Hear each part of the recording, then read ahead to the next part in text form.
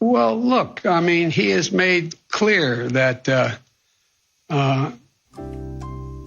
Hey, that guy is going to stand up to a KGB-trained killer like Vladimir Putin? The answer is... Here is Joe Biden yesterday asked about whether Vladimir Putin is a killer. Now, to preface this clip, to backtrack for a moment, understand that in March, Joe Biden did an interview in which he was asked whether Vladimir Putin was a killer, and he said, absolutely. Here was Joe Biden just a couple of months ago saying that Vladimir Putin was a killer. Most important thing dealing with foreign leaders, in my experience, and I've dealt with an awful lot of them over my career, is just know the other guy. So you know Vladimir Putin. You think he's a killer? Mm-hmm. I do.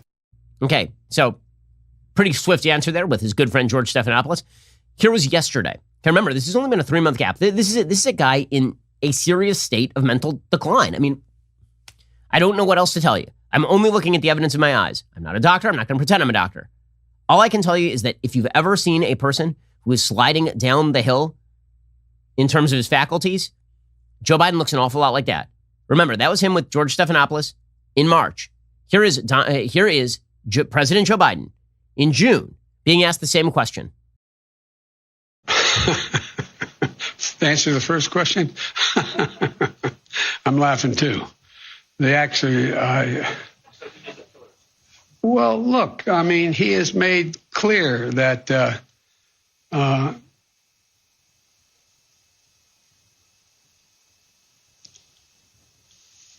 answer is, I believe he has in the past essentially acknowledged that he was, there are certain things that he would do or did do.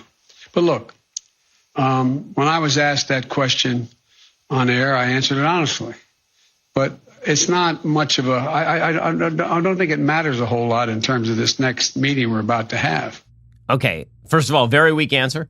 But second of all, that is a full 6.5 second gap in that tape where he's just standing there, not knowing what's going on around him. Okay, that guy is going to stand up to a KGB-trained killer like Vladimir Putin. I hope he does. He's my president too. Again, I would love to see the president of the United States take a hard, strong stance with regard to the Russians. I just don't think it's going to happen. Now, boy, am I missing Donald Trump. The leader of the free world might have been half crazy, might have been, well, he was extremely rude and unpredictable, but at least he could fight. But now Joe Biden is the US president, and he overnight had his big summit meeting with Russian President Vladimir Putin, the former KGB officer that Biden earlier this year correctly called a killer.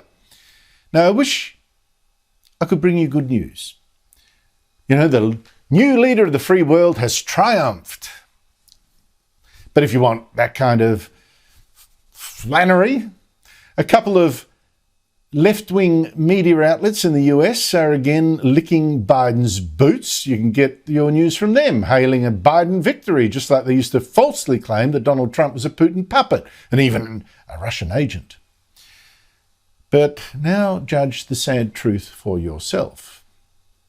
So this was supposed to be the summit where Biden confronted a brutal autocrat who has just had his critics poisoned and killed and invaded Georgia and invaded and stolen territory in Ukraine and has poisoned and jailed his main opposition rival, Alexander Navalny, and had his military even hack into the websites of American politicians and of government facilities.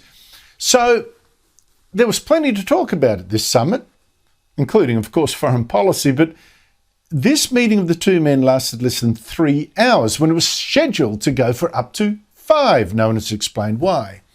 It was cut short. But I don't know, maybe Putin just got bored with a man that he does not fear, a rambling man who babbled on about his mum and told stories about his family, which Putin in his press conference afterwards publicly dismissed as very sweet, but actually irrelevant. He is a constructive person, well-balanced and experienced, seasoned politician, and I expected that. He recalled his family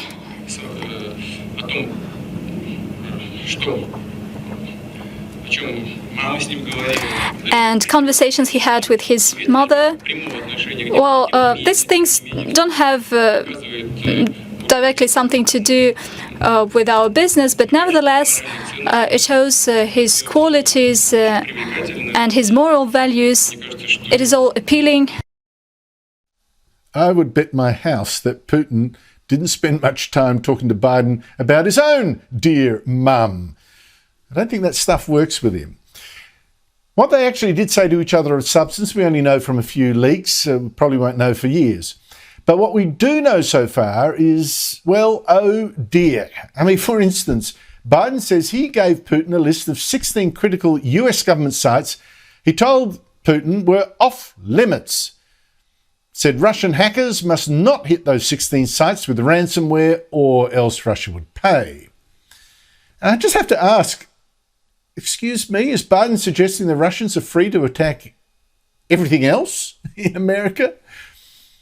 And I suspect it was Biden who left the summit feeling the loser, to judge by how he then snapped at a reporter from CNN who dared to question him afterwards what he'd actually achieved. Why are you so confident he'll change his behavior, Mr. President? Yeah, I'm not confident he'll change behavior. What do you do all the time? So when did I say I was confident? You said in the next 6 months you'll be able to determine. What I said was, let's get it straight.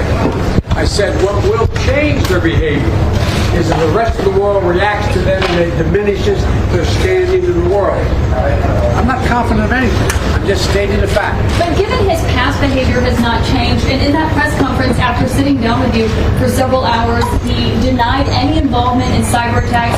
He downplayed human rights abuses. He even refused to say Alexei Navalny's name.